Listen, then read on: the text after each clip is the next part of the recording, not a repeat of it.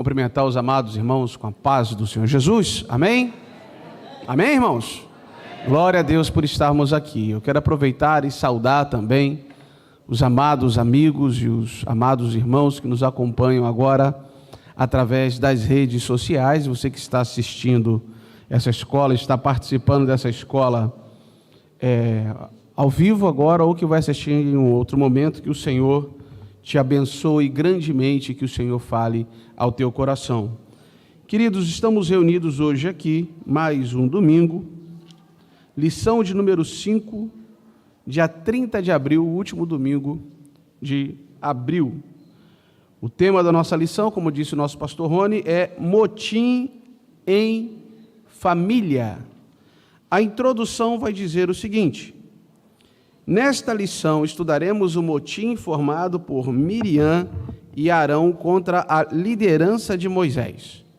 Veremos que este motim foi em família, pois Moisés, Miriam e Arão eram irmãos.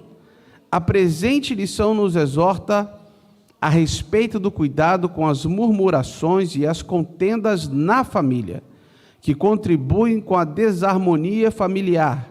Por isso, aprenderemos que é prudente evitar as contendas familiares para que a paz e a harmonia reinem entre os santos. Tá? Isso é o que diz a nossa introdução. Para nós iniciarmos, é interessante nós definirmos alguns termos. O que é motim? É um termo que vai designar uma rebelião, uma revolta formada por um grupo contra uma autoridade, um ato de rebeldia, de rebelião. Isso é motim. Por exemplo, os marujos de um navio, eles são contrários ao comandante daquele navio e querem tomar o controle do navio, eleger um outro líder para o navio, um outro comandante. Então, eles fazem um motim. Um grupo de soldados está em uma guerra, está em uma missão no território inimigo, e o comandante lhe dá uma ordem, e eles são contrários àquela ordem, então eles se unem, formam um grupo e se rebelam contra a autoridade já estabelecida, para assumir o lugar daquela autoridade, tirar aquela autoridade e assumir o lugar dele. Então isso é um motim, tá? Às vezes, um ato rebelde ele não vai se tornar um motim. Por quê? Porque é feito por uma pessoa apenas. Mas quando você forma um grupo, aí você está se amotinando. Então são várias pessoas que de forma consciente estão tomando uma atitude de rebeldia, de rebelião, para depor aquele líder ou para contrariar a ordem daquele líder, para mudar o estado das coisas, tá? Isso é um motim. O nosso primeiro ponto vai falar sobre a influência negativa da murmuração. Mas antes disso, irmãos, antes de entrar no primeiro ponto em si, eu queria aqui trabalhar algumas coisas com os irmãos. Por exemplo, o tema da lição fala motim em família. E eu acho que isso aqui tem que ser bem trabalhado, porque numa família hoje, no núcleo familiar, você tem pai, mãe e filhos. Isso é a família, é o núcleo familiar. Ah, mas eu tenho meu tio, eu tenho minha avó, meu avô, olha, meu sogro, minha sogra, são os nossos parentes, num contexto maior, família. Mas falando-se do núcleo familiar, por exemplo, do qual eu, como pai de família, sou responsável, eu, minha esposa e meu filho. Eu honro meus pais, devo honrá-los, mas a minha casa agora é uma família independente. Antes, meu núcleo familiar era eu, meu pai, minha mãe, meu irmão, me casei. Meu núcleo familiar, eu, minha esposa, meu filho. Tá? Então, vamos entender o que é família. Mas, num contexto maior, nós temos os parentes ou familiares, que seriam os demais que eu citei. E aí nós vamos entender a cultura da antiguidade, onde você tinha um primogênito, que seria provavelmente o líder do clã, seria provavelmente o líder da família. o papel do homem dentro dessa sociedade, como o líder daquela família. Nós vemos o caso de Abrão, por exemplo, né? Abrão, que mais tarde torna-se Abraão. Ele vai falar com Deus que ele não tinha filhos, e quem iria herdar toda a sua fazenda seria quem? Sua esposa? Não, seu servo principal, o seu mordomo, Eliezer, o maioral dentre os seus servos. Ele iria herdar a liderança daquele grupo de nômades, daquele clã. Então, temos que entender também o pensamento, a cultura da época. E aí nós vemos que existe um ato de rebeldia contra Moisés presente nesse texto, mas não com relação à liderança da família. Então a gente tem que tomar cuidado com essa lição de hoje. O que está sendo contestado não é a liderança da família, mas a liderança espiritual do povo. A liderança de Moisés junto ao povo como todo. Moisés era o libertador daquele povo e estava liderando eles na sua saída do Egito, travessia do deserto, até chegar à terra prometida. Ele não era o líder da tribo de Levi, digamos assim. E quando nós vamos ver a escolha até de alguém para ser, vamos dizer, o cabeça da tribo de Levi, da onde sairiam os sacerdotes depois, já que ele era o sumo sacerdote, o cabeça da tribo poderíamos considerar Arão, porque Arão era o sumo sacerdote. De toda a tribo, ele era o mais importante de toda a tribo de Levi. Os levitas estavam subordinados a ele, não apenas os sacerdotes, mas os levitas em geral. Então, Moisés, como era da tribo de Levi também, já que ele era irmão de Arão, se nós formos falar de uma política tribal, a política do clã, a liderança da família como um todo, seria de Arão. E Deus não mudou isso. Só que Moisés era líder daquele povo como um todo, não apenas da tribo de Levi. Ele era o líder de todo o povo, porque ele estava conduzindo o povo à terra prometida. Ele era o instrumento de Deus para isso. E a contestação não é: olha, mamãe, o Moisés quer mandar mais do que eu. Não é isso. A contestação é com relação à liderança do povo. Por acaso Deus fala só com Moisés? Não fala com a gente também? Tá? Então isso a gente tem que entender. Outra situação também é sobre essa primeira murmuração que nós vamos ler aqui. Vai dizer que, queixando-se o povo, versículo 4, de Números 11, versículo 4, e o vulgo que estava no meio deles. Em outras versões vai dizer o populacho. Nós precisamos entender o que é esse vulgo e o que é esse populacho. Coloca para a gente, por favor, nossos irmãos aí da projeção, Êxodo capítulo 12, versículos 37 e 38. Isso. Vamos lá. Diz assim o versículo 37, assim partiram os filhos de Israel de Ramsés. Ramsés era a cidade onde eles estavam, que era uma cidade celeiro, tá? Para Sucote, coisa de 600.000 de pé, somente de varões, sem contar os meninos. 38.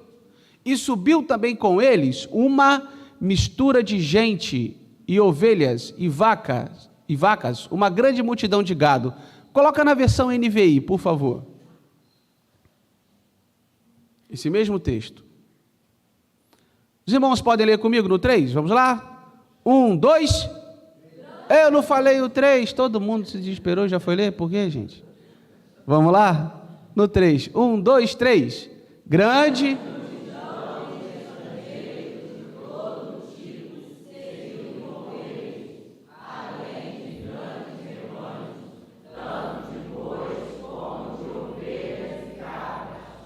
Então, quem é esse vulgo aqui? essa grande multidão de estrangeiros de todo tipo que habitavam no Egito e saiu após o povo de Israel, saíram juntos. Coloca para a gente aí, por favor, Números 11:4, acho que na versão NVI já vai trazer de forma mais esclarecida, vai trazer como populacho. Olha lá, um bando de estrangeiros que havia no meio deles encheu-se de gula, e até os próprios israelitas tornaram a queixar-se e diziam: ah, se tivéssemos carne para comer. Então, quando eles saíram do Egito, não foram só os hebreus que saíram do Egito. Uma grande multidão de estrangeiros que estavam lá e viram os milagres, as maravilhas, os sinais que o Senhor fizera, eles foram juntos. Vamos entender que não eram só os judeus que eram escravos no Egito. Não eram só os hebreus, perdão, que eram escravos no Egito. Então, quem pôde sair, quem temeu a Deus, talvez até egípcios mesmo que temiam a Deus, que viram aquilo, saíram. E agora, no deserto, no momento da aflição, eles começaram a se queixar. Eles que não eram o povo da aliança, mas entraram no meio da aliança, e aí a gente tem que tomar cuidado com quem a gente deixa andar conosco. Com quem que nós estamos andando? Será que nós estamos influenciando essas pessoas, ou eles estão nos influenciando? Será que eles são solução, ou será que eles são problema?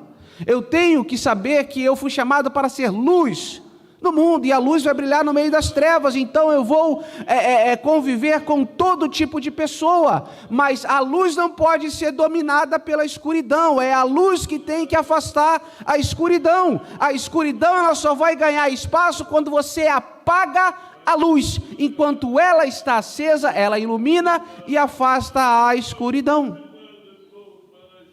E aqui aconteceu o contrário, é a escuridão que está ocupando o espaço da luz. E aí os israelitas também se queixaram: ah, se tivéssemos carne para comer. E aí nós temos uma lista no versículo 5, que é meio estranho, né? Mas vamos lá. Lembramos-nos dos peixes que no Egito comíamos de graça. Mas de graça como? Se era escravo e trabalhava. E tinha que trabalhar. Mas porque tinha fartura daquilo. Alguns talvez porque ganhassem a porção, não ia ter que pescar para poder ter o peixe, mas ganhava lá, mas também trabalhava o dia inteiro. Olha, não vamos esquecer também que essa murmuração começa com aqueles habitantes de outros povos que estavam com eles. Talvez daquelas pessoas, existiam pessoas que não eram escravos. E está falando da fartura de comida que eles tinham. E dos pepinos, e dos melões, e aí algumas versões vai falar melancia, melão ou melancia seria a mesma coisa, o mais apropriado para alguns, segundo alguns, seria melancia. E dos porros, ou porros, o que é isso? É o nosso famoso alho poró, ou alho silvestre. Algumas traduções vai trazer o alho silvestre, é o alho poró, que até hoje é apreciado lá na região do Egito. E das cebolas e dos alhos, tá? Então eles estão sentindo saudade da comida. E agora qual que é a situação? Essas pessoas abandonaram o Egito e estavam enfrentando dificuldades. E agora eles se esqueceram de tudo que Deus fez e olhavam para os seus caprichos e para as suas dificuldades. E aqui eu vou pegar um parênteses aqui para fazer uma analogia. Na casa da mamãe era tudo fácil, eu ganhava a comidinha no prato, eu chegava em casa, estava lá minha comidinha montada, era pegar e comer. Mamãe me acordava com tanto carinho, fazia meu cafezinho para sair, vai lá, amor, Deus te abençoe. Eu chegava, estava cansado, não, vai dormir, meu filho, deixa que eu faça isso aí, vai dormir. Aí agora que eu estou casado, eu tenho que fazer isso, fazer aquilo, fazer isso, fazer aquilo, fazer isso, fazer aquilo, fazer... Ah, se eu estivesse na casa de mamãe. Que saudade da casa de mamãe. E aí que surgem problemas em família. Você abandonou uma vida antiga, não estou dizendo que a casa da mamãe era o Egito, por favor, mas é só uma comparação de que existia uma vida que trazia coisas agradáveis para mim, mas agora eu estou assumindo um compromisso com uma nova vida, e isso traz dificuldades. Isso traz os seus desafios, os problemas que são normais e devem ser enfrentados e devem ser vencidos, mas sempre como uma família. E eu tenho que estar disposto a enfrentar, não é que o casamento é um deserto, irmãos, mas eu tenho que estar disposto a enfrentar as dificuldades desse novo projeto aonde eu estou inserido, porque senão eu vou falhar, como o povo de Israel falhou. Irmã Beatriz?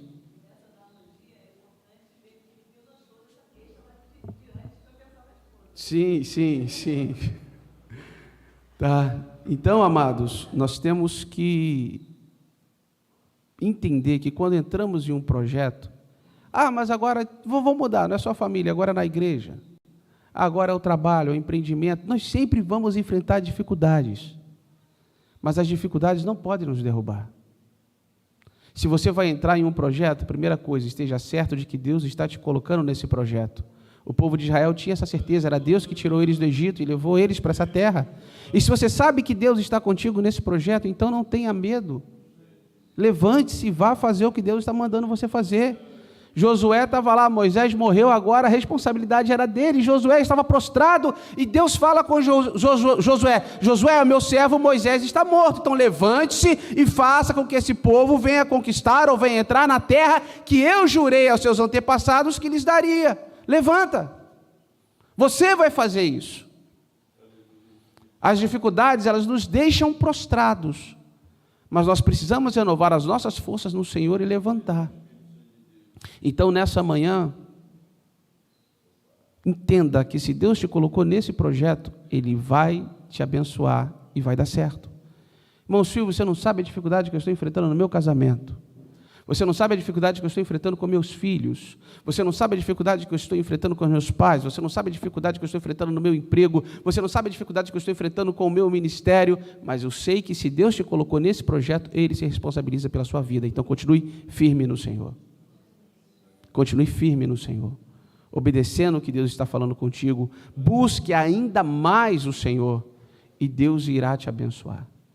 Na verdade, Deus já está te abençoando, já está nos abençoando. Às vezes a gente não vê, mas Ele está nos abençoando. E por isso nós estamos aqui. Amém? Então vamos lá. O povo lembrava da vida velha e queria voltar para lá. Não estavam dispostos a enfrentar os sacrifícios momentâneos daquele deserto para poder alcançar as promessas do Senhor. E o deserto, irmãos, ele tem uma função didática. Ele serve para tirar o Egito de nós.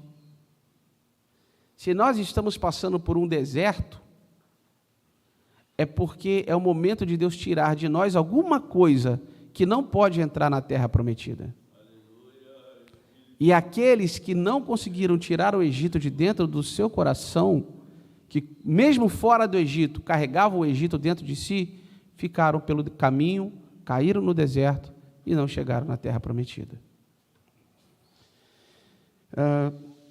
Assim nasce o motim, vamos lá. A palavra motim refere-se aos atos explícitos de desobediência ou a uma reação negativa contra as regras e as ordens estabelecidas num grupo social. Nós já falamos sobre isso. É o que vemos em número 11 e números 12. Nesses capítulos há uma descrição de murmuração que culminaram na rebelião familiar contra a liderança de Moisés. Vejamos agora 3 queixas que remontam à rebelião na família do legislador de Israel. A primeira queixa: Israel havia saído da região ao redor do Sinai, do qual havia relativa fertilidade para a produção de grãos e água. De repente, depois de andarem para além do Sinai e depararem-se com o inóspito deserto, os israelitas começaram a reclamar de que Moisés os havia trazido para morrerem naquele lugar, quando poderiam ter ficado no Egito. Aquela murmuração não só entristeceu a Moisés, mas a Deus, que havia libertado o povo do cativeiro egípcio. Por isso ele operou um juízo de fogo, destruindo um grupo de israelitas que vivia reclamando. O Senhor chamou aquele lugar de Taberá, que significa queimar. Na verdade, a origem da palavra, o significado da palavra no original é labareda, ou queimar, queimou como uma labareda. Então o nome daquele lugar virou Taberá, por quê? Porque Deus mandou fogo sobre os murmuradores. Imagina se fosse assim ainda hoje. O povo reclamando, murmurando, e Deus mandou fogo sobre eles. Aí o restante do povo viu, rapaz, aquela turma morreu, queimada, só ficou lá a cinza, porque murmurou, e continuaram murmurando. Olha o problema. Eles viram, caiu fogo do céu, e continuaram murmurando. E às vezes nós vemos a colheita ruim de pessoas que têm atitudes ruins, e não aprendemos. E o que fazemos? Continuamos com uma plantação ruim e temos uma colheita ruim. Então, que o Senhor possa abrir os nossos olhos nessa manhã. Se nós estamos com uma colheita ruim, com um plantio ruim, a plantação ruim, a semeadura está ruim, pare. Vamos parar e começar a semear coisas boas para melhorar a nossa colheita. Existe uma maneira de escolher aquilo que nós vamos colher. Escolhendo aquilo que nós vamos plantar. Uma vez que plantamos, é isso que vamos colher. Então, se eu quero escolher aquilo que eu vou colher, eu tenho que escolher o que eu vou plantar. Amém? Pastor Rony.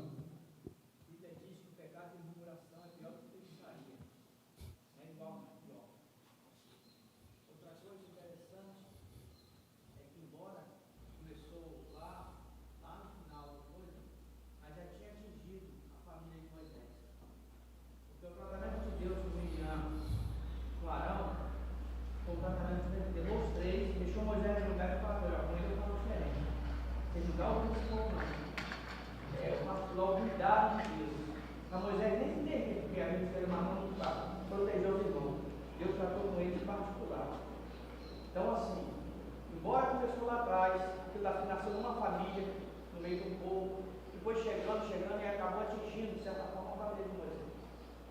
O que a gente aprende? A gente aprende que a gente não deve dar ouvido à murmuração. Mais do que isso, a gente deve combater. Tenha sido talvez o Arão e Miriam não tiveram condição, porque começaram a ver realmente ele está errado. Irmão, está errado, mas está na vontade de Deus. Deus trata com ele. Aí que está. Errado não estava.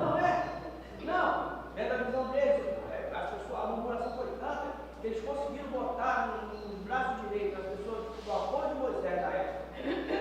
Conseguiram botar neles que eles vissem o erro.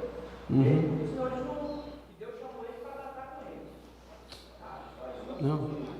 Vamos lá. Então, essa foi a primeira queixa. Murmuração, fogo caiu do céu. Pensa bem. Está aqui hipoteticamente, tá, irmão? O Joros Frei, aqui do meu lado, aqui, ele murmurou contra Deus. Joros Frei era um colega que eu tinha. Por que eu tinha? Porque ele murmurou, caiu fogo, ele morreu. Aí eu vou continuar murmurando? Então eu tenho que aprender com isso.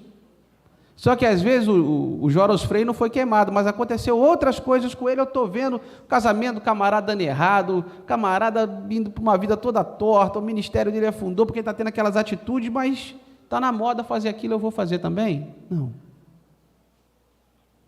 Eu tenho que aprender com isso. Tá? Aí vamos lá, a segunda queixa. Isso já mostra que o povo não aprendeu. Após experimentar o juízo de fogo, no lugar de se humilhar diante de Deus, o povo começou a murmurar contra o maná. Maná, os irmãos sabem o que é.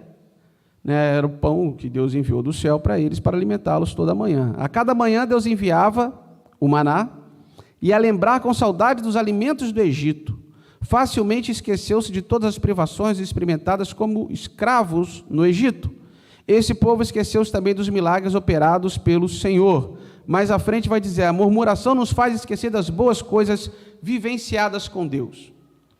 Então vamos lá. Camarada estava desempregado. Aí Deus lhe abriu uma porta de emprego. E aí com isso ele conseguiu pagar o aluguel da sua casa que estava atrasada e já seria expulso. Pagou o aluguel. Pagou a conta de luz que ia ser cortada. Tem comida em casa agora. Aí ele alugou uma outra casa melhor, alugou uma outra casa melhor. Os filhos estão estudando num colégio particular, o camarada comprou um carrão do ano, anda bem arrumado, a família é bem alimentada, tudo dando certo. Aí ele levou o carro dele, ele estava indo trabalhar com o carro dele deu problema. Aí levou no mecânico, o mecânico consertou, ele pegou o carro, está continuando a semana dele de trabalho, dá problema de novo, 2 vezes o carro dando o mesmo problema na mesma semana. Aí ele começa a reclamar, meu Deus do céu, minha vida é uma desgraça, 2ª vez que isso acontece, o senhor não está vendo o que está acontecendo comigo, no outro dia eu já cheguei atrasado no trabalho por causa desse carro, meu Deus, que vida miserável que eu vivo, meu Deus do céu. Se ele está chegando atrasado no trabalho, é porque agora ele tem trabalho. Se o carro dele deu problema, é porque agora ele tem um carro. E se esquece de tudo que Deus fez por ele, se prende àquele momento e a única coisa que está no coração dele é a murmuração. Isso não acontece aqui, mas lá na Jamaica acontece muito. Eu acho que ninguém aqui deve ter feito isso. Mas, amados, nós precisamos vigiar, porque a gente faz isso sem notar. É a reclamação, é a murmuração. Deus não sabe o que está fazendo. Por que Deus está fazendo isso? Meu Deus do céu, por que para todo mundo dá certo, mas para mim tudo dá errado? Mas olha de onde Deus te tirou, aonde Deus te colocou, o que Deus fez na sua vida. Será que no meio de tudo isso Deus não está cuidando de nós? Será que Deus não nos quer falar algo? Será que Deus não quer nos ensinar algo? Será que aquilo não é um livramento da parte de Deus? Certa vez eu perdi a hora de manhã. À noite eu fui dormir e falei, meu Deus, amanhã tem um compromisso importante, me ajuda a acordar no horário certo, meu Deus. Botei o relógio para despertar, não ouvi o relógio, perdi a hora, cheguei atrasado. E eu tenho que confessar que eu reclamei muito. Reclamei muito. 2 dias depois eu estava lá no ponto, eu fiquei sabendo que, com o pessoal que pegava o ônibus comigo, que passou alguém naquele ponto e assaltou o pessoal lá. Na hora que eu estaria lá. Então,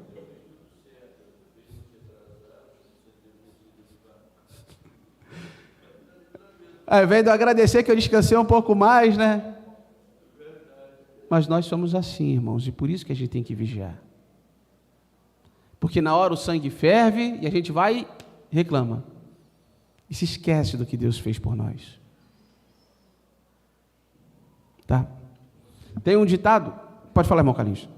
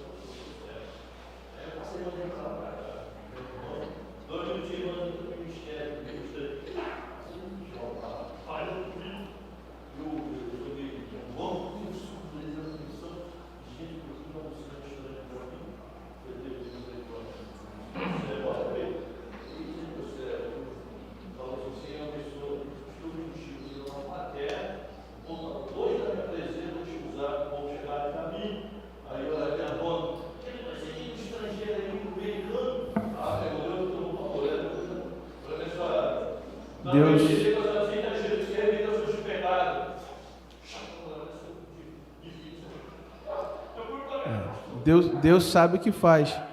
Se o irmão não estivesse lá, mas vamos lá.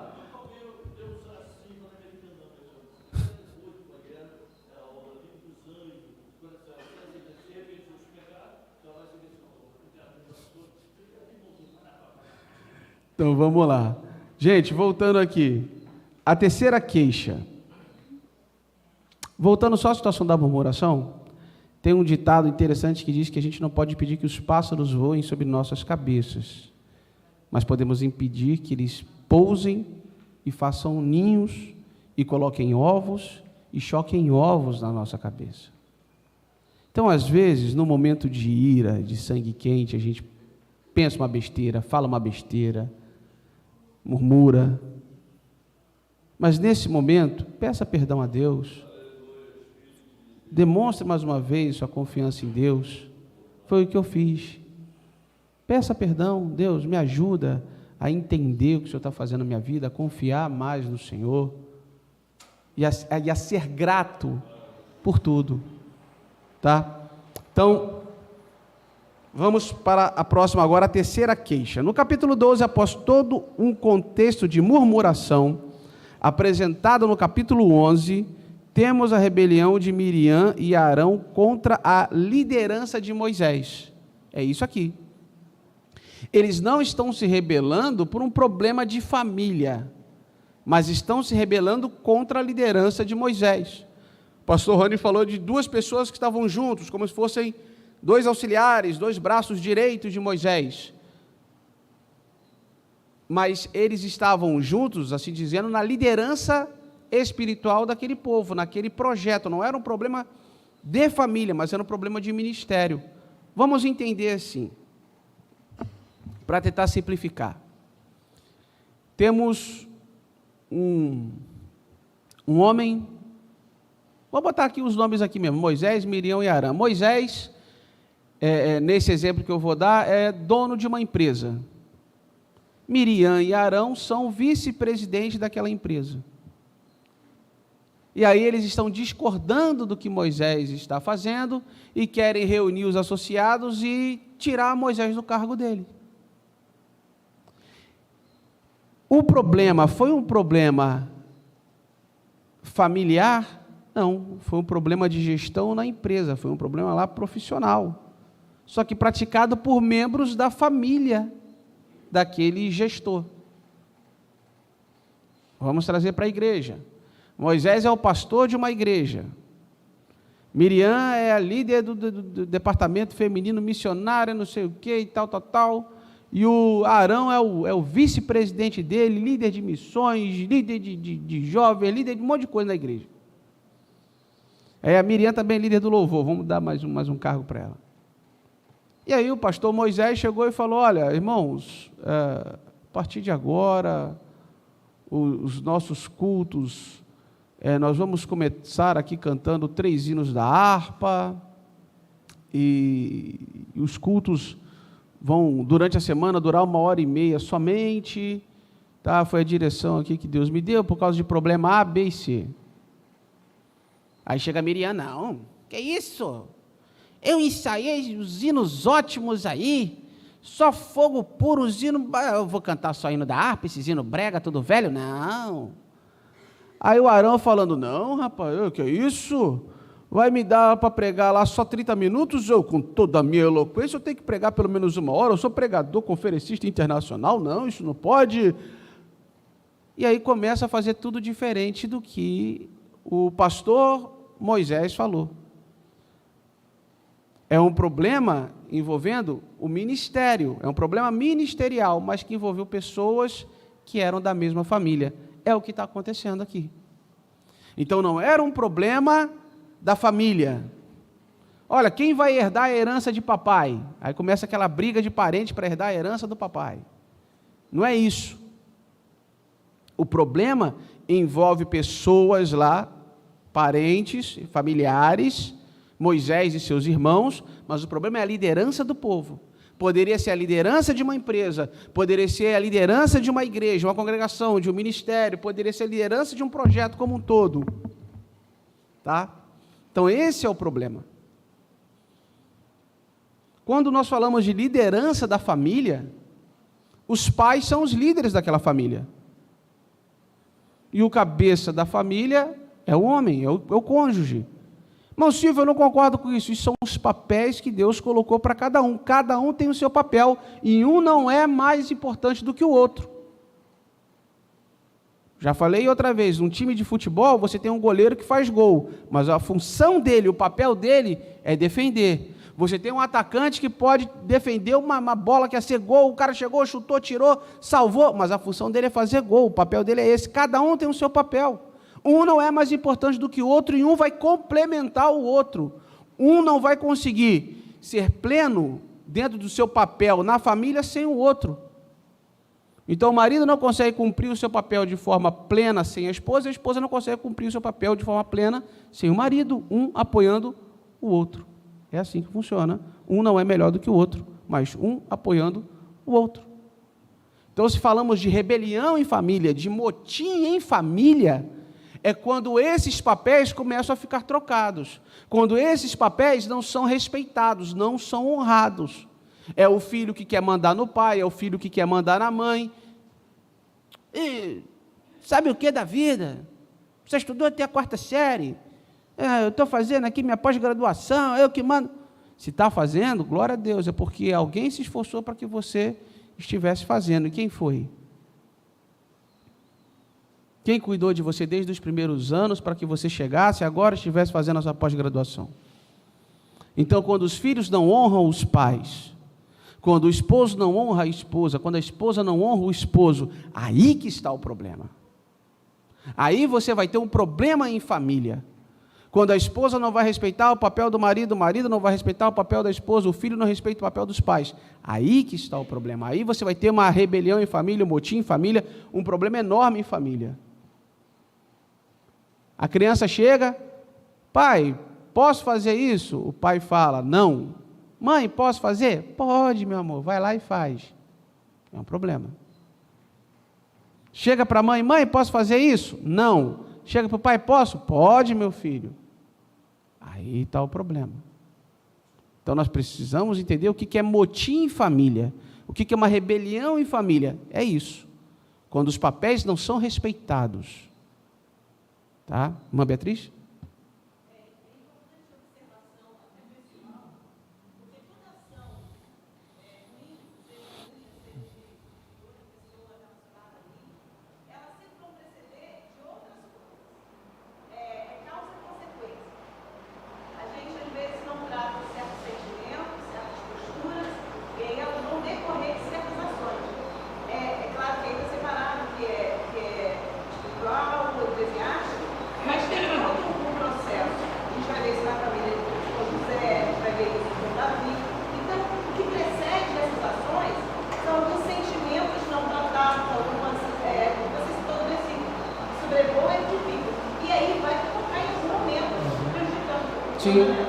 Sim. Então vamos lá. Você precisa primeiro entender o que é a família e a ordem da família. Ponto. Aí agora nós vamos para o segundo problema.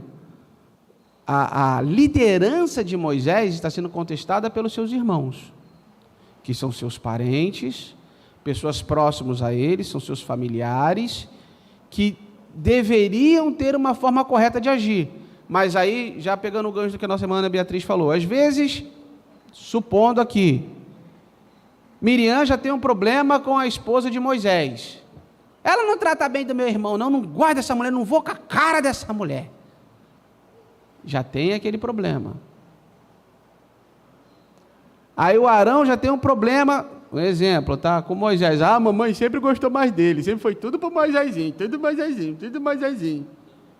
É algo que já vem lá de trás, que não foi tratado, que não foi perdoado, obrigado, varão, que não houve um conserto. É aí, isso vai ser um estopim para um problema lá na frente. A mágoa, o rancor, a ira, isso vai trazer um problema.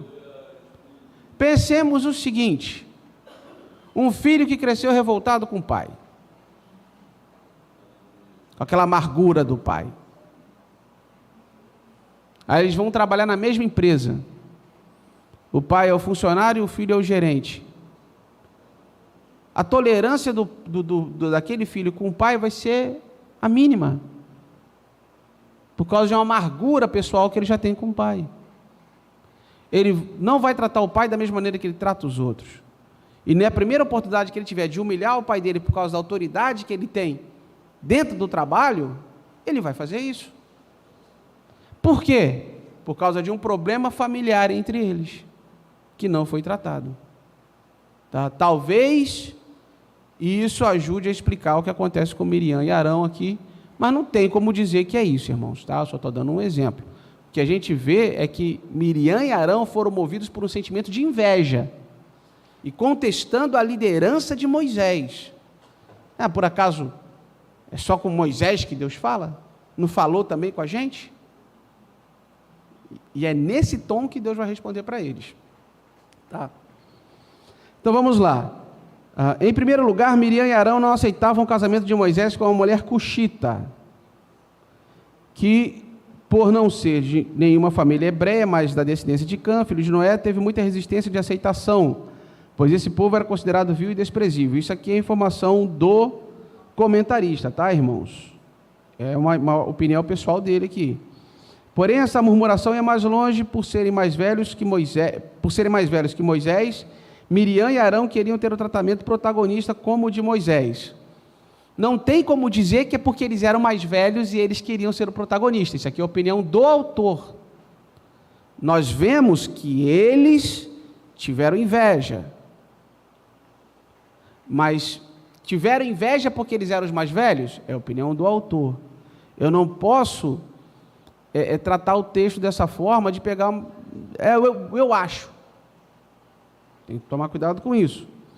Tá? A inveja na família é um sentimento perigoso. O que nós vemos, é claro, é isso. Eles ficaram com inveja.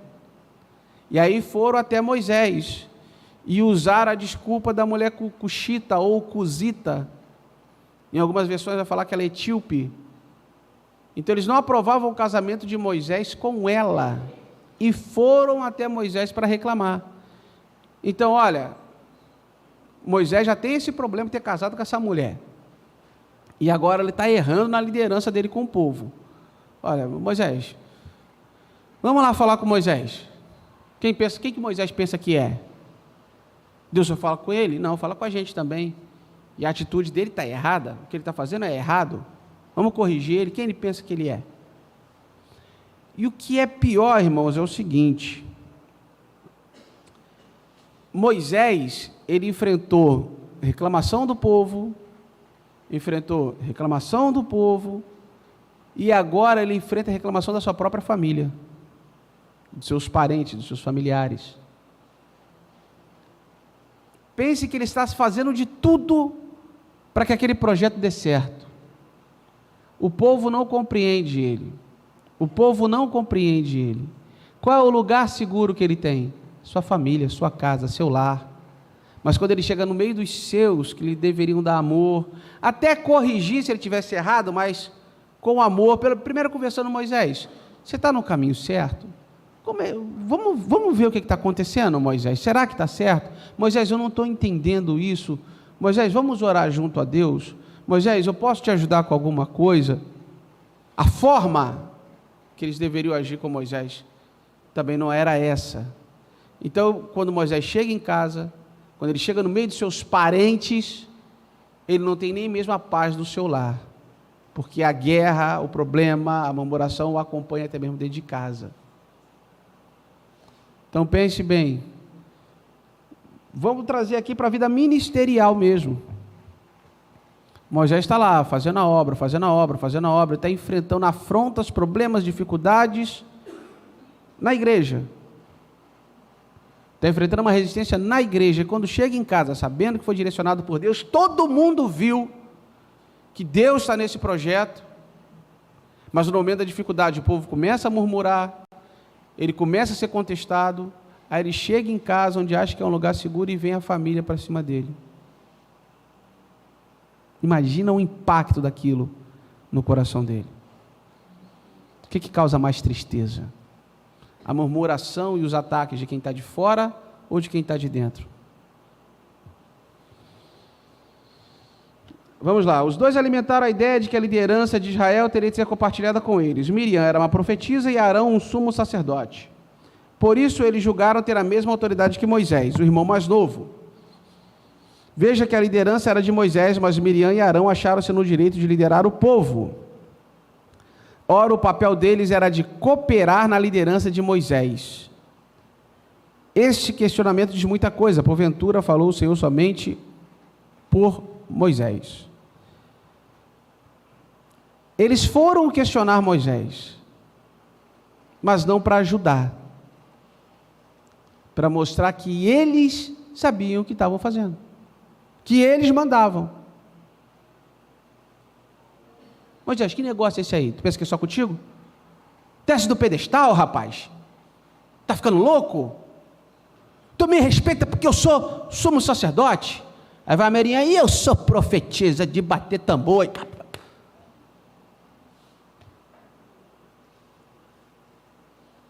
Ele foi atacado dentro de casa, por aqueles que deveriam apoiá-lo, dobrar o joelho com ele, orar com ele, que deveriam consolá-lo na sua dificuldade.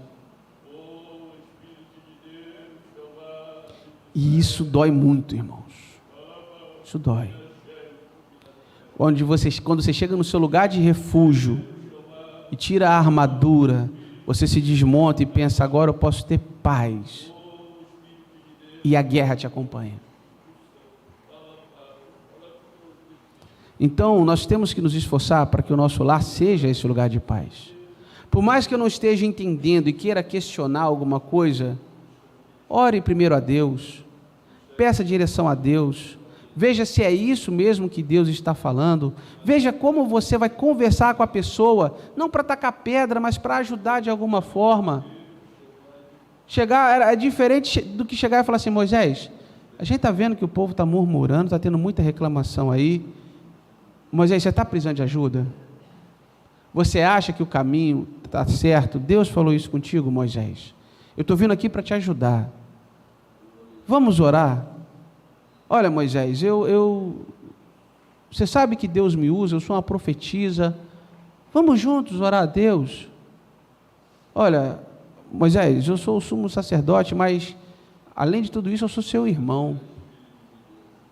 Vamos junto, vamos orar, vamos falar com Deus, vamos apresentar um sacrifício aqui de louvor a Deus. Eu sou o sumo sacerdote, eu vou apresentar aqui, e vamos ver o que Deus quer falar com a gente, Moisés. Vamos buscar o Senhor. Não, Miriam, Arão, Deus falou isso comigo. Ah, é, Moisés? Então como é que foi? Tá, então vamos orar para que Deus te ajude, vamos te cobrir em oração, Moisés, pode contar com a gente. Vamos fazer uma campanha de oração por você, Moisés. Deus vai te abençoar. Campanha que eu digo de oração é tipo fazer uma rotina de oração em prol desse projeto aí, Moisés. Vamos orar. Moisés, todo dia então, antes de entardecer, a gente vai orar por você. Vamos fazer uma oração em família aqui. É diferente. Querem ver uma postura diferente? Êxodo capítulo 18. Êxodo capítulo 18, vamos lá.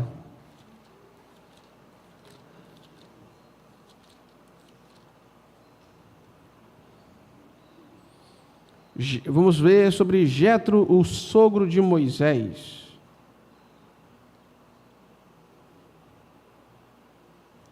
Versículo 12.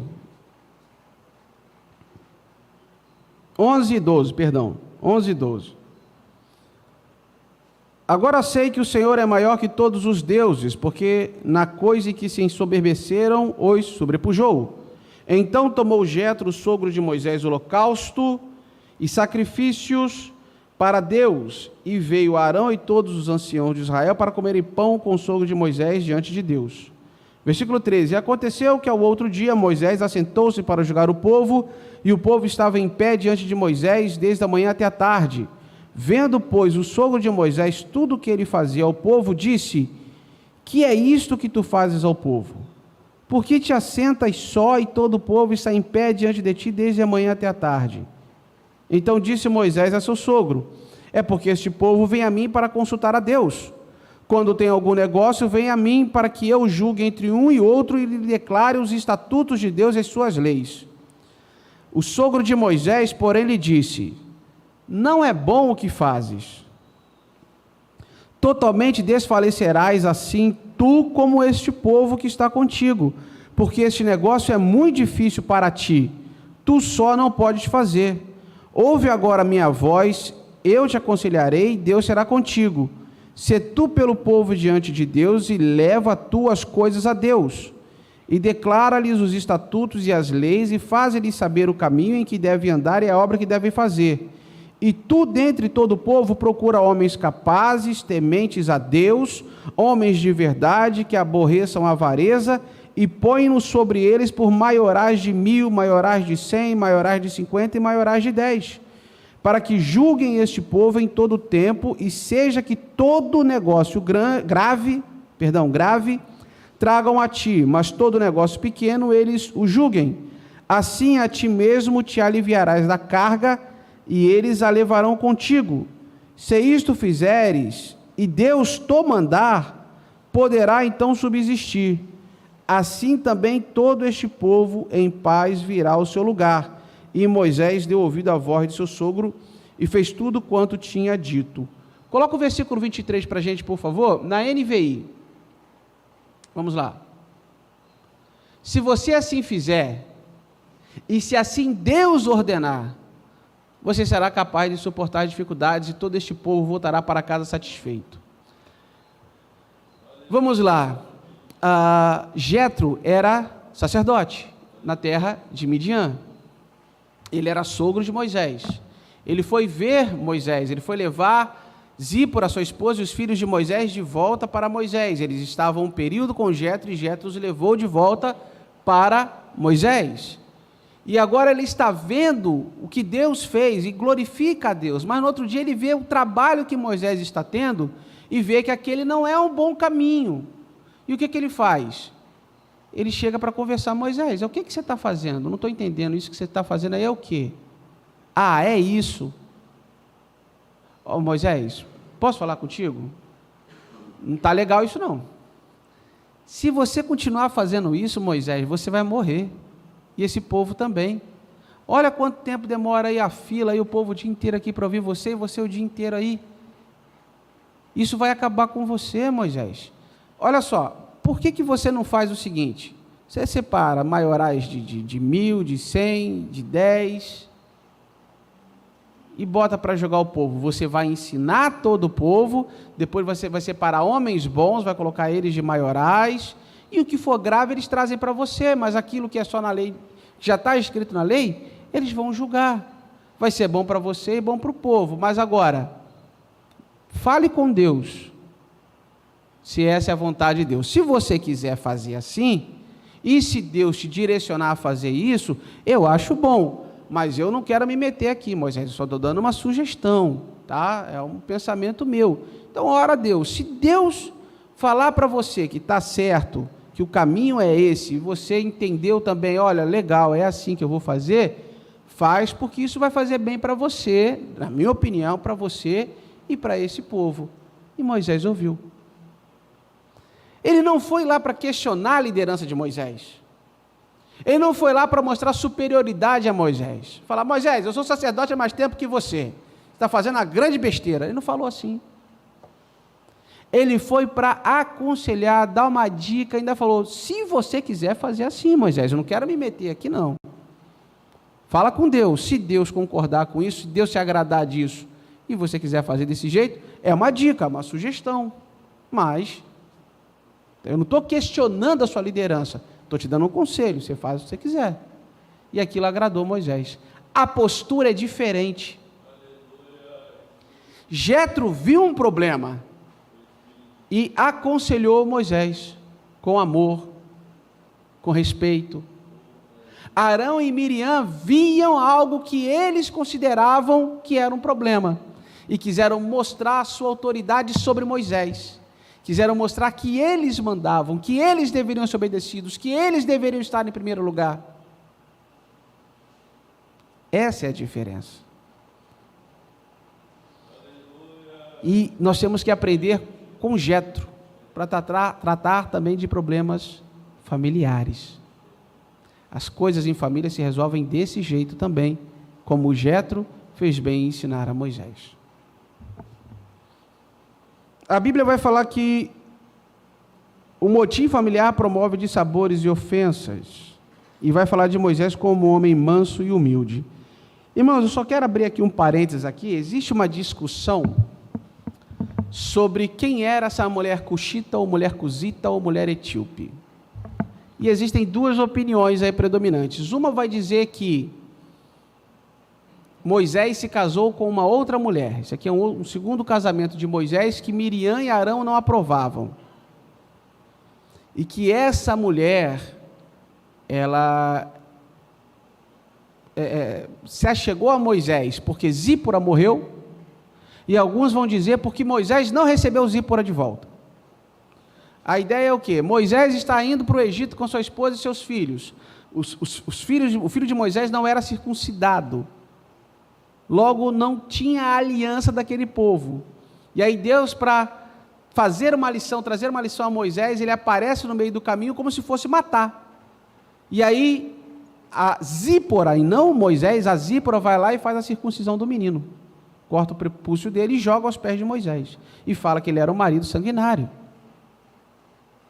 Aí alguns vão entender que como ela desaparece, está vendo, Moisés brigou com a esposa, teve um problema, mandou ela de volta para casa, muito tempo depois o Jetro foi levar a esposa para ele, que é o que aparece em Êxodo 18, mas Moisés ficou com raiva e mandou a mulher embora, quer essa mulher não, vai embora, e casou com uma outra.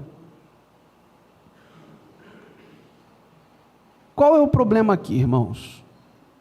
A Bíblia não nos fala nada a respeito dessa mulher cuxita, sendo uma mulher etíope, o que seja, da onde que ela veio. Moisés está andando no deserto com o povo, aonde ele arrumou essa mulher, e casou com ela, e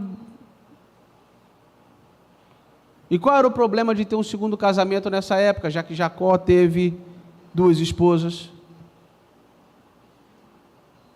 Então, se ele tivesse tido duas esposas, não seria legal, né, irmão Silvio? Certo, o plano de Deus não era ter duas esposas, mas era algo que acontecia. Aconteceu antes e aconteceu depois de Moisés. Então a Bíblia, se ele tivesse duas esposas, a Bíblia iria relatar que ele tinha duas esposas. Se ele tivesse se divorciado de Zípora, a Bíblia iria falar que ele se divorciou de Zípora. Se Zípora tivesse morrido nesse período e ele se casou com outra, a Bíblia iria falar. O entendimento é de que o Pentateuco foi escrito por Moisés. Então Moisés é o escritor e tem um estilo literário próprio presente em todo o Pentateuco. Só que em Gênesis, quando Sara morre, registra que Sara morreu. Quando Rebeca morre, quando todas as matriarcas morreram, registrou, morreu. Raquel morreu e foi sepultada em tal lugar. A concubina de Jacó morreu e foi sepultada em tal lugar. A Zípora, a esposa de Moisés, morreu. Então, não segue o estilo literário próprio do Pentateuco. O que acontece é o seguinte: esse relacionamento entre Moisés e Zípora não é tão importante para a história, para que em tudo fique destacado. Se nós formos reparar, o povo que estava no Egito, eles se casaram entre eles, foi um casamento dos filhos de Israel, dos filhos de Jacó, os descendentes de Jacó. Moisés se casa com uma mulher de Midian, uma mulher cusita ou uma mulher cuxita, com Zípora, e agora Zípora está indo para o arraial lá dos hebreus, junto com os filhos de Moisés. E em nenhum momento fala que mandou ele embora. Êxodo 18 começa dizendo o seguinte: ora Jetro, sacerdote de Midian, sogro de Moisés, ouviu todas as coisas que Deus tinha feito a Moisés e a Israel, seu povo, como o Senhor tinha tirado a Israel do Egito. E Jetro, sogro de Moisés, tomou a Zípora, a mulher de Moisés, depois que ele lhe a enviara. Ou seja, Moisés mandou Zípora de volta para Jetro. Por quê? Não sabemos. Mas eles estavam diante de uma missão muito grande, uma missão tremenda lá no Egito. E Deus havia chamado ele para isso. Então ele mandou sua esposa de volta. Mas Jetro leva de volta a esposa de Moisés com seus 2 filhos, com os quais um se chamava Gerson, porque disse: eu fui peregrino em terra estranha, e o outro se chamava Eliezer, porque disse: O Deus de meu pai foi minha ajuda e me livrou da espada de Faraó.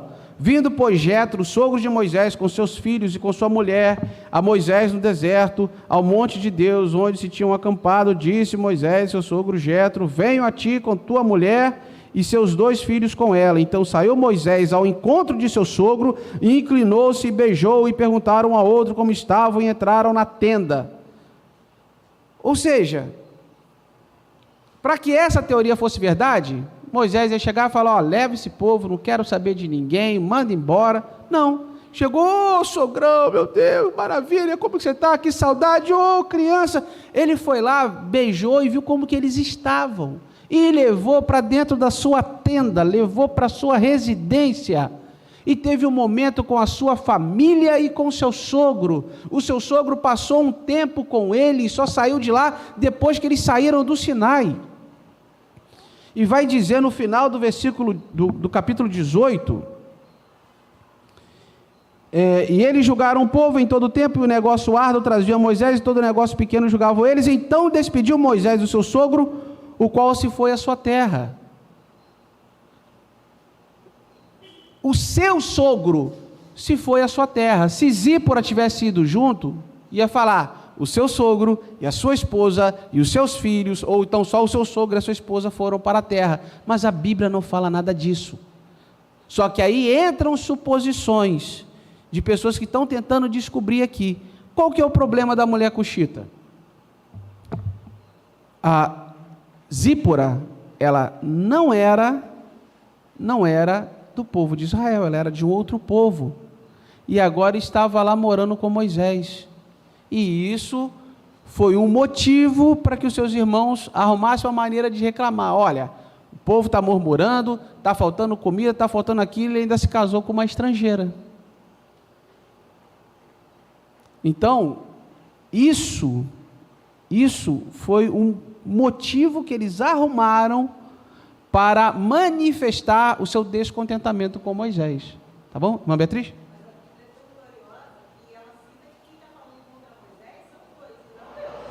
Sim, sim. Uma outra coisa. Sim. Deus não, em momento nenhum. E agora, o que nós temos que entender também é o seguinte, irmãos. Quando nós vamos ler toda essa história de Moisés, nós vemos que o cunhado de Moisés aparece em Números capítulo 10. E Moisés pede para ele, não vai embora não, fica aqui, você conhece o deserto, o cunhado dele estava lá. Imagina se Moisés tivesse mandado Zípora embora, o problema que ia ter no meio daquela família, o problema de relacionamento que ele ia ter com o cunhado, o problema de relacionamento que ele ia ter com o sogro. Mandou embora a mulher com os filhos. E aí, outra coisa, a Bíblia vai falar dos filhos de Moisés sendo contados entre os levitas, recebendo funções dentro daquilo que os levitas tinham que realizar. E mais à frente no livro de Crônicas, no primeiro livro de Crônicas, nós vemos que os descendentes de Moisés eram responsáveis pelo tesouro real quando Davi fez a organização do templo. Vamos ler aqui, 1 Crônicas, capítulo 23, primeiro livro das Crônicas, capítulo 23, versículos do 14 ao 17. E quanto a Moisés, homem de Deus, seus filhos foram contados entre a tribo de Levi. Pronto, foram contados. Os levitas não receberam porção na terra, então por isso eles não receberam terra, mas foram contados entre os filhos de Levi. Logo receberiam as funções sacerdotais, receberiam o dízimo, que era para os levitas. Foram, pois, os filhos de Moisés, Gerson e Eliezer. Os filhos de Gerson, o filho de Gerson foi Sebuel, o chefe. E quanto ao filho de Eliezer, foi Reabias, o chefe. E Eliezer não teve outros filhos, porém os filhos de Reabias se multiplicaram grandemente. Agora, 1 Crônicas 26, capítulo 26, versículos do 24 ao 26.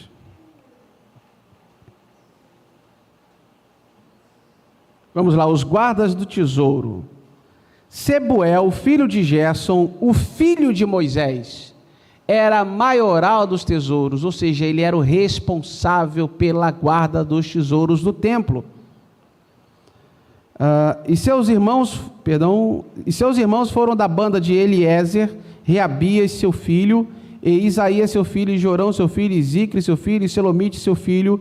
Este Selomite e seu irmão tinham cargo de todos os tesouros das coisas sagradas que o rei Davi e os chefes dos pais, capitães de milhares e de centenas e capitães de exército tinham consagrado. Dos despojos da guerra as consagraram para repararem a casa do Senhor. Então nós vemos que a família de Moisés continuou unida. Tanto que os seus filhos entraram na terra, tanto que os seus filhos receberam funções entre os levitas, e inclusive uma função muito importante de guardar os tesouros da casa de Deus. Então, irmãos, quando alguém chega e fala, não, essa mulher é a opinião dessa pessoa. Mas algumas traduções vão falar que é etíope, e a Etiópia fica na África, mas alguns comentaristas vão entender que o pensamento era que judaico, aquilo que era abaixo da terra de Canaã, eles já consideravam como a terra do sul, ou como a terra etíope. Lembra da rainha de Sabá, que veio do sul até Salomão? Ela era etíope, aquela região ao sul, e aí fica uma dúvida, será que era Etiópia? Será que era a região da Arábia? Tá? Então, não tem nada que impeça Zípora de ser também a mulher cuxita aqui. Se fosse uma outra mulher, a Bíblia iria falar, como ela sempre fala, morreu Sara, Abraão casou com Quetura. A Bíblia fala. Então, seguindo-se o padrão bíblico, não tem por que eu dizer que essa mulher cuxita era uma outra mulher. Só se houver por parte do intérprete, de quem está fazendo aquela interpretação bíblica, uma vontade já de fazer isso. Aí ele vai querer forçar o texto a falar aquilo que ele pensa, aquilo que ele acha. Tá bom? Então, prosseguindo. O fardo de uma liderança e a mansidão de Moisés. Eu vou falar tudo isso aqui de uma vez. Não é fácil ser líder. Um líder não carrega só os seus problemas, ele carrega o problema dos outros. Quando você é um ser independente e faz o que quer da sua vida, você é responsável apenas por si. Agora você, quando exerce uma função de liderança, é responsável por outros. Eu tenho um filho, então eu exerço uma função de liderança sobre ele. Sou responsável por ele. Eu tenho que tomar cuidado com o que eu faço, porque eu não tenho que me preocupar apenas comigo, mas também com ele. Irmão Silvio, eu sou líder do coral. Então você tem uma responsabilidade com essas pessoas que estão sob a sua orientação. Você tem uma responsabilidade com o seu coral, não apenas com você, não apenas consigo, mas também com o seu coral. Eu sou líder de jovens e adolescentes. Aí é fácil, né? Mas eles não são independentes. Eles precisam da sua liderança. E aí, o líder, vamos pensar hoje, eclesiasticamente falando. Eu vou pegar aqui um exemplo de um líder de grupo, vou pegar o líder de adolescentes. Ele se preocupa com os adolescentes dele. Se eles estão tendo uma vida santa, se eles estão orando, se eles estão lendo a Bíblia, como está o comportamento dele em casa com os pais, como está o comportamento deles aqui com os outros irmãos da igreja. Se preocupa com relação à espiritualidade deles, com relação à vida cristã deles, como que é o dia a dia deles. Só que ele também tem uma família e se preocupa com a família dele também. E a responsabilidade só vai aumentando, isso não é leve, isso é um fardo pesado. Irmãos, eu estou falando de exemplos hipotéticos aqui. Vamos supor que o pastor Rony, a filha dele já é jovem, então eu posso dar um exemplo aqui. Vamos supor que ela é adolescente e está tendo uma conduta errada. Aí eu vou conversar com o pastor Rony, falar, pastor Rony, olha, é bom conversar com a sua menina, que ela está fazendo isso. Irmão Silvio, na minha família quem se mete sou eu, quem manda sou eu, não se mete nisso não. Vocês nunca viram isso aqui. Isso acontece só no Suriname, né? Lá acontece muito nas igrejas. Aqui no Brasil nunca aconteceu. E aí? Olha o fardo que o líder tem que carregar. Eu tenho que conduzir aquela adolescente para o céu. Só que o pai dela, que é o primeiro responsável, está conduzindo para o lugar errado. E aí? Agora pensa como é que fica a cabeça desse líder. E vamos trazer para uma realidade de Assembleia de Deus, porque existem algumas igrejas de outra tradição, que determinados líderes são remunerados e isso acaba sendo a profissão deles, não tem que se preocupar com ganhar o sustento para a sua família. Eles são assistidos pela igreja com relação a isso. Mas na nossa realidade de Assembleia de Deus, aquele líder vai acordar de madrugada para poder ir trabalhar, vai se preocupar em levar o sustento para dentro de casa e cuidar da sua família e cuidar também do ministério que Deus lhe deu, cuidar de pessoas que por vezes não querem ser cuidadas, que querem resistir àquilo, mas que precisam ser cuidadas. Então não é fácil, é pesado. É um fardo pesado, irmãos. A pessoa chega esgotada em casa depois no dia. Imagina, vai resolver problema de tanta gente. Aí chega em casa, aí dá uma bomba estourando dentro de casa. Foi o que aconteceu com Moisés.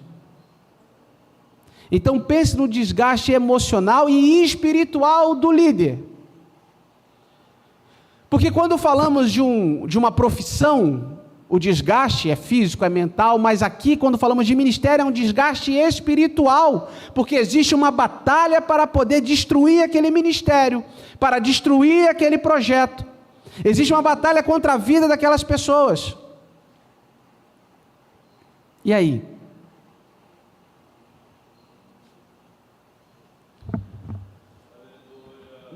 Fica aqui um apelo, irmãos.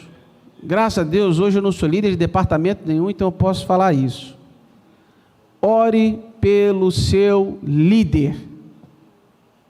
Ore pelo seu líder. Ore pelo líder dos seus filhos. Compreenda o líder dos seus filhos, apoie o líder dos seus filhos, apoie o seu líder. Entenda que ele tem que carregar um fardo pesado demais, ele não carrega apenas os seus problemas e os problemas de sua família, ele também carrega os nossos problemas, que somos seus liderados. É ele que está lá para nos ajudar, mas quando ele precisa de ajuda, quem aparece lá para ajudar? Quantas vezes nós chegamos até o líder para pedir uma ajuda e quantas vezes nós fomos lá e perguntar, precisa de ajuda? Vamos refletir nisso. Quantas das vezes nós precisamos de aconselhamento, de um amparo, de um socorro, e quantas vezes nós fomos prestar esse socorro? A liderança traz um fardo muito pesado, irmãos. Então ame o seu líder, ore por ele, respeite ele, honre ele. Não seja como Miriam e Arão, que vai criando uma revolta. Se você não está concordando com alguma coisa, seja como Jetro, saiba como falar. Isso dentro da família, dentro de um ministério, aonde nós estivermos, principalmente dentro do ministério. Olha, não concordo com o líder do meu filho aqui, é oração aqui, é oração ali. Ore a Deus e veja se o caminho que esse líder está tomando é o certo. Converse com ele, apoie ele.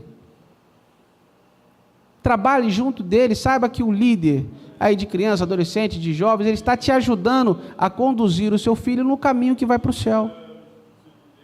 Ele não está para atacar a sua casa, atacar a sua família, querer mandar mais do que você. Ele está te auxiliando na criação dos seus filhos, para que todos cheguemos à estatura de varão perfeito, para que todos nós possamos um dia morar no céu com o Senhor, para que todos nós tenhamos uma vida plena em Deus.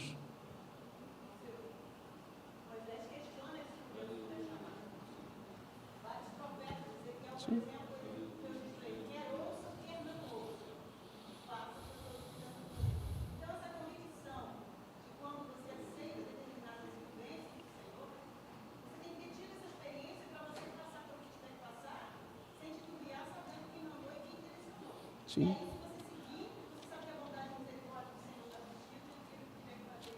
Sim. O fardo de Moisés era tão grande que ele pediu misericórdia a Deus e Deus trouxe uma solução. Moisés ele pediu para morrer. Meu Deus, não aguento. Vem cá, Moisés, esse é o desespero, irmãos, do fardo que ele estava carregando. Junta 70 anciãos. Moisés, eu vou tirar aqui do mesmo espírito que está sobre você, eu também vou colocar sobre eles, para que eles possam te auxiliar nesse ministério. Do mesmo espírito. Eu não vou tirar o seu espírito e vou colocar neles. Eu vou tirar do mesmo que está sobre você e vou colocar neles também, para que eles tenham o mesmo espírito que você tem. É isso.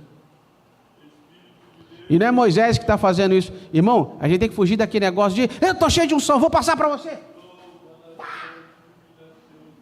Pelo amor de Deus. Ah, Deus fez isso. Deus fez isso, não foi o homem que fez isso. E o que ele fez não foi tirar, Moisés tem nível 100 aqui de unção, eu vou tirar 70, Moisés vai ficar nível 30.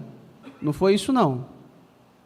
Ele tirou do mesmo espírito que estava sobre Moisés, que era o espírito dele, a capacitação, a unção que Deus deu para Moisés, para conduzir aquele povo. Moisés, da mesma forma que eu te ungi, eu vou ungir os outros, para que eles te ajudem. É isso. Tá? É isso. Quem unge é Deus, quem dá o poder é Deus, quem dá a unção é Deus. Eu não vou ganhar uma unção de Deus se eu tomar um tapa de alguém. Senão o capitão está distribuindo unção para todo mundo aí. Só dá um abraço nele que você vai ganhar as 3, 4 ungidas aí. Tá, irmãos? Então não é tapa que unge não, é Deus que unge alguém para uma obra, é Deus que separa alguém para uma obra, é Deus quem capacita alguém para uma obra, e é Deus quem dá o respaldo para aquela obra. Então se Deus te chamou para algo, creia que Ele está te capacitando para isso, Ele está te enviando, Ele está indo contigo e Ele lhe dará o respaldo. Amém? Para encerrar, no meio de tudo isso, no meio de toda a confusão, vamos ler o texto aqui de novo. Disseram porventura, falou o Senhor somente por Moisés, não falou também por nós? E o Senhor ouviu. E era o varão Moisés muito manso, mais do que todos os homens que havia sobre a terra. Irmãos, Deus ouve tudo, Deus sabe de tudo, tá? Quando aqui o escritor fala que Deus ouviu, quer dizer que Deus decidiu intervir naquilo. E logo o Senhor disse a Moisés, e a Arão e a Miriam, vós 3, saí à tenda da congregação, e saíram eles 3. Coloca na versão NVI para a gente aí, por favor. Números, acho que é o Isaac que está lá, Números 12, 5. Então o Senhor desceu numa coluna de nuvem, e pondo-se à entrada da tenda, chamou Arão e Miriam. Volta o 4, por favor. Imediatamente, olha só. Imediatamente, o Senhor disse a Moisés, a Arão e a Miriam, disse para os 3, dirijam-se à tenda do encontro. O que era a tenda do encontro? Era aquela tenda onde Deus falava com o povo. Moisés, ele levantava para ir para a tenda do encontro, o povo ia para fora da tenda para ver o que estava acontecendo. Quando Moisés entrava, a coluna de nuvem que representava a presença de Deus ia lá para a porta da tenda. Era Deus falando com Moisés, e o povo se prostrava porque sabia que Deus estava falando com Moisés naquele lugar. E agora Deus está falando assim: Moisés, vamos para o lugar da intimidade, vem, vocês 3, porque agora o negócio é comigo, Moisés. Agora é comigo esse negócio aí, os 3. Vão para lá. Não é aqui na casa do Moisés, é lá. Lá no cantinho lá. Vamos conversar nós 3. Ah, a criança aprontou. Em casa a gente conversa. Mesma coisa. Lá. Foram os 3 para lá. Imediatamente. Prossegue, por favor, varão. Então o Senhor desceu numa coluna de nuvem e pondo-se à entrada da tenda. Deus podia falar do céu, podia falar, mandar um anjo, mas a manifestação dele de que ele estava na tenda é quando vinha essa coluna de nuvem. Então ele mostrou que ele estava lá. Ele está descendo para falar com Arão e Miriam. Chamou Arão e Miriam, os 2 vieram à frente. Imagina, estão os 3 lá na tenda. Vocês 2, vem para cá os 2. Arão e Miriam. E ele disse: ouçam as minhas palavras. Quando entre vocês há um profeta do Senhor, se entre vocês, olha só, eu vou ler aqui na Revista Corrigida, se entre vós houver profeta, Se houver, né? Eu sou profeta, eu sou profetisa. Vem cá. Se por acaso tiver algum profeta aí, eu, o Senhor, em visão, a ele falarei. Se tiver, eu vou falar em visão com ele. E eu farei com que ele me conheça, e a ele me farei conhecer, ou em sonhos, eu vou falar com ele. Ou eu vou falar com ele em visão, ou eu vou falar com ele em sonhos. Se tiver algum profeta, não estou dizendo que vocês são não, tá? Se tiver. Aí próximo, por favor. Não é assim, porém, com meu servo Moisés, que é fiel em toda a minha casa, ele é fiel na minha obra, ele é fiel em tudo aquilo que eu chamei. Não é com qualquer um que vocês estão mexendo, olha com quem vocês estão mexendo. Próximo. Com ele falo face a face claramente, não por enigmas. Quando diz falar face a face, quer dizer que eu falo direto com ele. Eu falo direto, não dou volta, eu não dou um sonho para interpretar, entender o que eu estou falando, eu falo diretamente o que eu quero. E não por enigmas, e ele vê a forma do Senhor. Por que vocês não temeram, porque não tiveram temor, porque não tiveram esse respeito em criticar o meu servo Moisés? Por que vocês não respeitaram ele e não tiveram temor de criticar o meu servo Moisés? Próximo. Então a ira do Senhor acendeu-se contra eles e ele os deixou. Quer dizer, a coluna subiu de um Deus irado, mostrando que estava irado com os dois. Por que chamou Moisés? Para que Moisés visse a correção dos dois. E para que Moisés visse que Deus é quem se levantava em favor dele. E não importa quem está se levantando para atrapalhar esse ministério. É Deus quem está se levantando para defender esse ministério. Por favor, continue. Quando a nuvem se afastou da tenda, Miriam estava leprosa. Sua aparência era como a da neve. Arão voltou-se para Miriam, viu que ela estava com lepra. E disse a Moisés: por favor, meu senhor, não nos castigue pelo pecado que tão tolamente cometemos. Alguns vão dizer que Miriam foi castigada com a lepra porque ela era mais velha, que a ideia partiu dela. Até porque Arão era uma pessoa que ia muito pela opinião dos outros, pela opinião do povo. Outros vão dizer que como Arão era o sumo sacerdote, se isso acontecesse com ele, ele ia se tornar inapto para o serviço sacerdotal. O sacerdote não podia ter nem uma verruga, não podia ter um braço maior do que o outro, então imagina leproso. Então houve aí uma misericórdia de Deus, de que ele não ficou leproso, mas ela ficou. E lembra que era o sacerdote que declarava que alguém estava com lepra, então ele teve que declarar que a própria irmã estava com lepra. Não permita que ela fique como um feto abortado que sai do ventre de sua mãe, com a metade do corpo destruída. Então Moisés clamou ao Senhor: ó Deus, por misericórdia, concede-lhe cura. Próximo. O Senhor respondeu a Moisés: se o pai dela lhe tivesse cuspido no rosto, não estaria ela envergonhada 7 dias? Que fique isolada fora do acampamento 7 dias, depois ela poderá ser trazida de volta.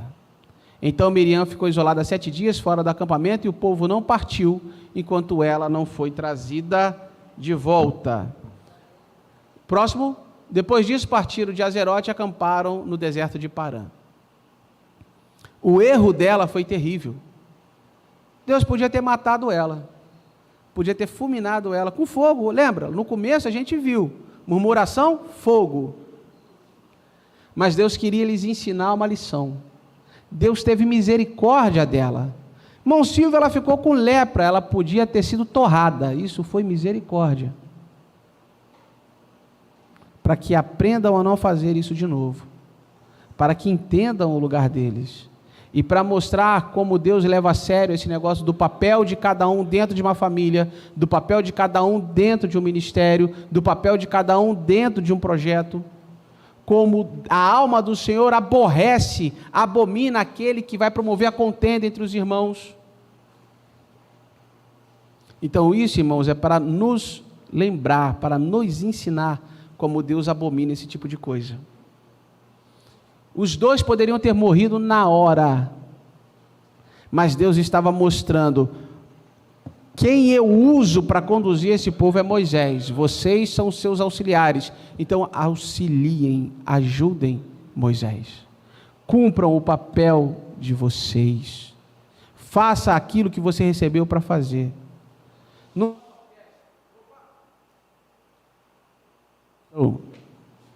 Voltou? Amém.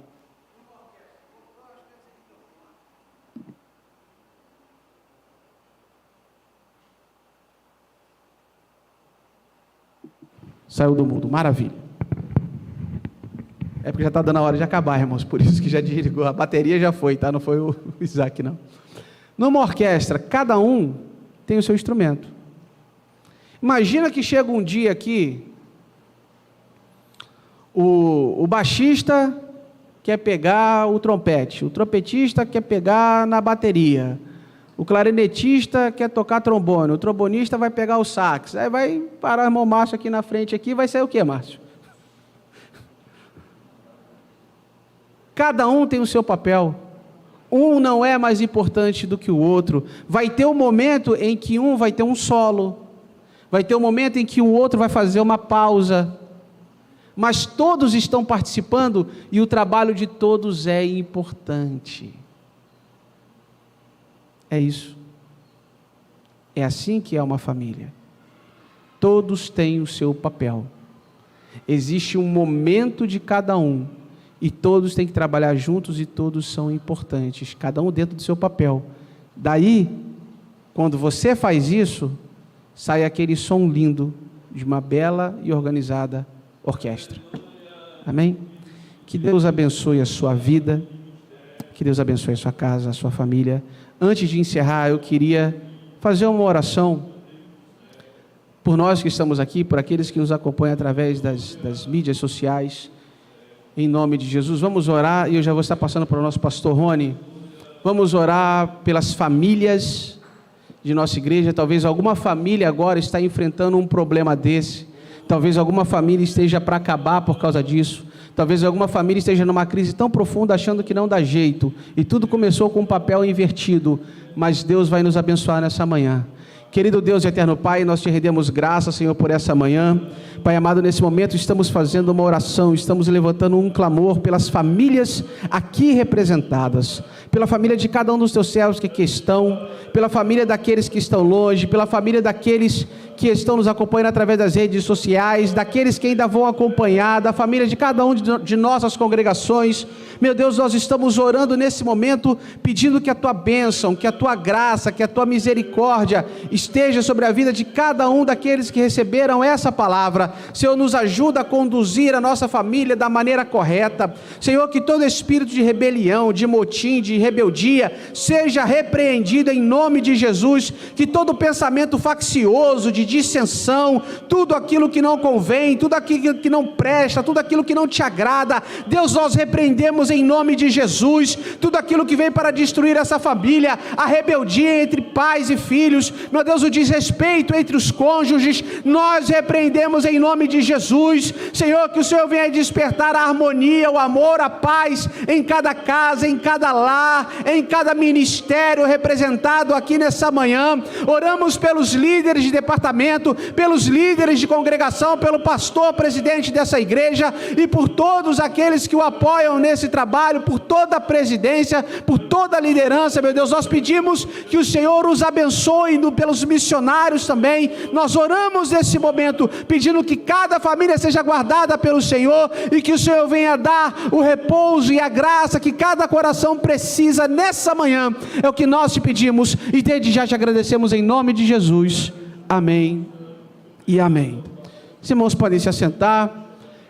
Enquanto os nossos diáconos se preparam para fazermos a coleta aqui dos dízimos e das ofertas, os nossos irmãos estarão louvando ao Senhor. Só quero lembrar que hoje à noite, irmãos, temos o nosso culto missionário, o nosso culto de missões. Nossa irmã Beatriz está aí, eu vi o nosso irmão Bruno passando também, que são responsáveis pela nossa Secretaria de Missões aqui da igreja. Com certeza, irmãos, já esteja orando já por esse culto à noite. É é o último culto de abril, lembrando que em maio agora também nós vamos começar o mês da família. Nós teremos todo um mês com projetos, com palestras ligadas à família.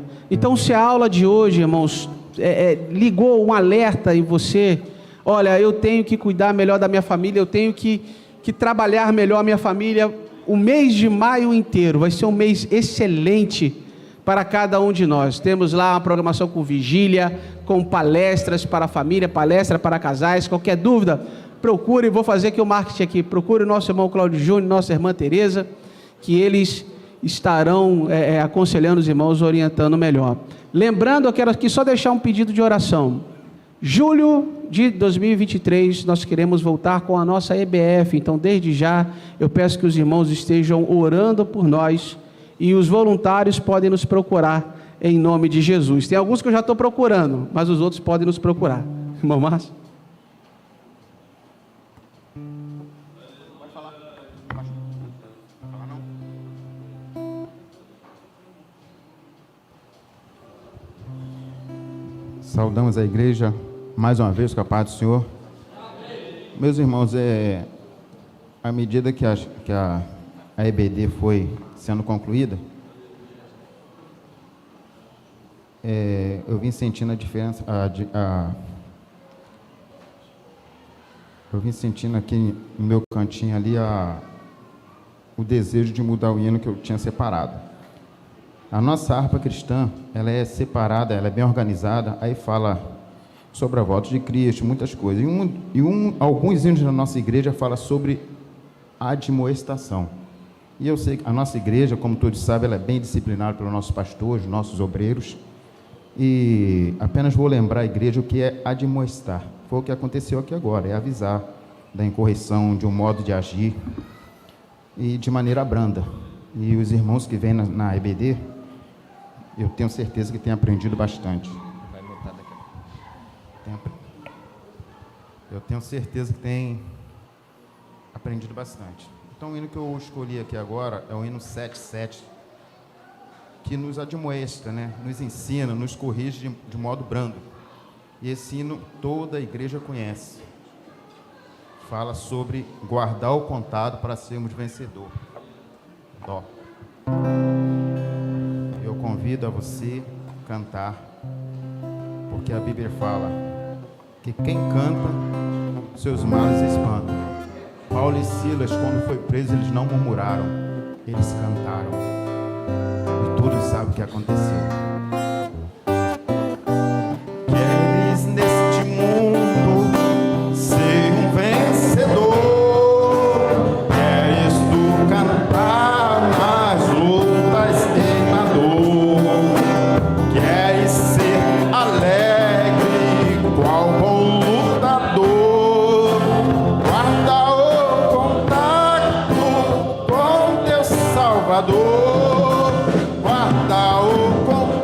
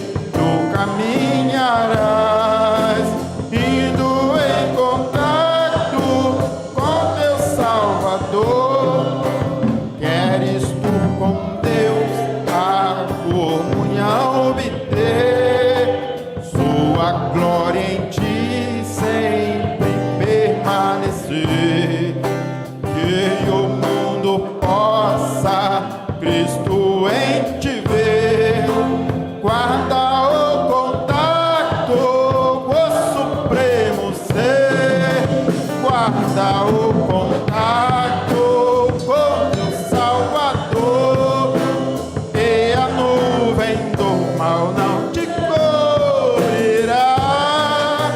Pela senda alegre tu caminharás, indo em contato com teu Salvador. Deixa que o Espírito implante em teu ser o amor de Cristo, divinal prazer.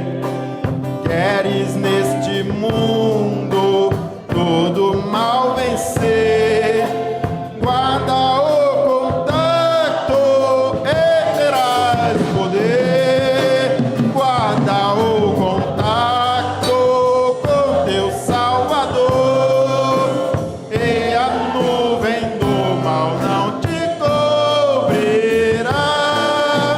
Pela senda alegre tu caminharás, indo em contato com teu Salvador.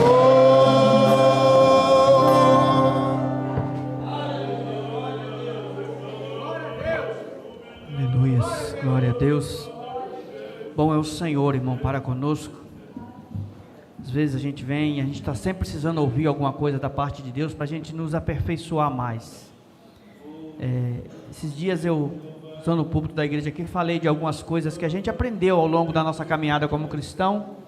Uma das coisas é quando o pastor nos colocava em alguma função, a gente tinha temor de entregar aquilo, porque entendia que não era o pastor, era Deus. E eu falei que hoje as pessoas entregam os cargos por muito pouca coisa. E depois eu fui abordado por uma pessoa e perguntou se eu sabia o que tinha acontecido com ele. Eu falei que não, porque eu pensei que o irmão estava falando para mim, que o irmão estava falando comigo. E eu, sem julgar ele, porque algumas vezes na minha casa, algumas coisas que eu conversava com a minha esposa, eu achava que o pastor falava, eu falava, será que a minha esposa falou para o pastor alguma coisa? Só que a gente vai aprendendo que a obra é nossa, mas a causa tem dono. Jesus, ele é o dono da igreja, ele é presente, irmãos. Às vezes vai usar uma criança, vai usar uma pessoa para falar com você. O dono da igreja é Jesus Cristo. E às vezes as pessoas não entendem, as pessoas criticam, falam do que não conhece, né, ao longo da caminhada. São coisas que a gente vai vendo e às vezes a gente tem a oportunidade de falar. Precisamos prestar muita atenção que a causa não é nossa. A gente tem abandonado as nossas responsabilidades por muito pouca coisa, por uma palavra. Irmãos, recentemente eu vi um vídeo que a cada 8 minutos morre um missionário. A cada 8 minutos morre um missionário por causa de falar de Jesus, por não negar a Jesus. Eles estão perdendo a sua vida, e às vezes por uma palavra que o pastor falou, por uma situação, uma coisinha ou outra, a pessoa está entregando o seu cargo. Não quero mais, eu não preciso. É verdade, só que não está certo, está errado. A Nilce falou comigo assim, Nilce está bem, né? Alguns irmãos me perguntaram, a Nilce está bem recuperada, e ela queria vir na igreja hoje. Nós chegamos à conclusão que ela não vai vir, né? Ela resolveu me ouvir. Domingo que vem ela vai estar. E ela falou, Rony, você não sabe a falta que eu estou sentindo de estar na igreja. Eu falei assim, sabe como é que a gente tem que aprender isso? É porque às vezes a gente tem a oportunidade e a gente fala, hoje eu não vou não. Falei isso com ela, irmãos. Não é o caso dela, porque ela sempre está sempre na igreja, mas às vezes a gente tem a oportunidade. Esse culto que nós transmitimos não é para as pessoas ficar em casa, é para quem não pode vir acompanhar o culto. Mas tem pessoas que fazem questão de ficar em casa, não sente o calor humano, não vê muitas das vezes uma lágrima sendo derramada, porque as câmeras não captam, não vê o que está acontecendo no meio da igreja, e simplesmente estão lá, por opção do conforto. Amém? Tendo eu que os dias que estamos vivendo e que vai se seguir daqui para frente, é que vai aparecer quem é quem no meio do povo de Deus. Amém? Eu queria passar para o pastor Cláudio Júnior, que estará fazendo o término, né, tem alguns anúncios, e agradecido a Deus pela vida de cada um irmão que conseguiu chegar até aqui. Amém, pastor Cláudio. Glória a Deus. Cumprimento os irmãos com a paz do Senhor. Eu peço aos irmãos que fiquem de pé para nós orarmos. Irmãos, hoje é o nosso culto de missões. Há uma programação já específica para este culto, Nós teremos, como o Silvio falou aqui, nós teremos o pastor Otávio Sobrinho trazendo a palavra, já para te envolver no ritmo do culto. O tema deste culto é chamado com um propósito, que você venha já nesse pensamento. Então eu peço aos irmãos que convidem pessoas para estarem aqui, é um bom motivo para nós já fazermos esse trabalho, de estar convidando pessoas para estar conosco. 7h da noite, nós iremos tomar o período de oração, como é de costume dessa igreja, e logo após, há uma programação toda especial para este culto. Então eu peço a você que venha, pastor Otávio Sobrinho trazendo a palavra, Assembleia de Deus do Rio de Janeiro, vai ser bênção. A Secretaria de Missões preparou toda uma programação voltada para missões, e com certeza vai ser bênção. Dia 5, irmãos, a nossa vigília. Essa vigília é uma vigília para as famílias. Venha trazer o nome da sua família aos pés do Senhor. Dia 7 nós teremos aqui nosso primeiro culto da família. Quem vai estar pregando é o pastor Paulo Sérgio. Já tem um folder rodando, uma divulgação rodando aí com essa programação para o dia 7. Ele vai estar trazendo, e todos os domingos de maio nós teremos pregadores e pessoas aqui para falarem de família. Dia 13, nós temos uma palestra, vai estar uma palestra numa dobradinha com o pastor Genaro e a psicóloga irmã Lídia Máximo, doutora Lídia Máximo, vai estar aqui trazendo também uma palestra no dia 13, sábado, 8h da manhã. Ela esteve num trabalho do Embaixador do Rei, foi bênção, que fizemos há uns anos atrás, foi bênção. Dia 26, teremos outra palestra, também com o pastor Carlos Alexandre, da Assembleia de Deus de Petrópolis, homem abençoado. E todos os domingos, um domingo é o pastor Adiel da Figueira, outro domingo o pastor Genaro, outro domingo nós estamos preteando aí o pastor Benedito Santana. Amém, irmãos? Vamos orar ao Senhor. Santa Ceia, sábado, também é um trabalho de comunhão. Feche os teus olhos, vamos estar orando agora. Senhor Deus e Pai, muito obrigado, Pai, pelo aprendizado desta manhã. Muito obrigado, Senhor, por nos fazer entender, Senhor, o segmento da Tua obra, e que igreja começa em família, por isso precisamos, desde o lar, desde a nossa casa, já mantermos comunhão, Senhor, uns com os outros. Pai eterno, muito obrigado, Senhor, pelo dia que Tu tem nos dado, muito obrigado pelos trabalhos que Tu está nos proporcionando a realizar para a Tua obra. Muito obrigado, Deus, por ter acreditado, Senhor, na igreja como um povo de mudança e transformação para vidas. Deus, que o Teu Espírito venha nos usar poderosamente. Senhor, enquanto adoramos, louvamos o Teu nome e pregamos a Tua palavra, Senhor, faça aquilo que só Tu podes fazer, Deus, que é transformar vidas através da palavra, transformar os homens, Senhor, porque isso não podemos, independente, Senhor, que tenhamos eloquência e que tenhamos nome, que tenhamos fama, nós não podemos transformar vidas, e é para isso, Deus, que nós pedimos a ajuda e a orientação do Teu Espírito. Pai, agora leva-nos em paz, nos guardando debaixo das Tuas mãos poderosas. É o que eu Te peço e Te agradeço em o nome de Jesus. Amém. O grande amor de Deus, a graça de nosso Senhor e Salvador Jesus Cristo, as doces e eternas consolações do Espírito Santo sejam com todos que amam e aguardam a vinda do Senhor. E todos digam amém. Que Deus te abençoe em nome de Jesus.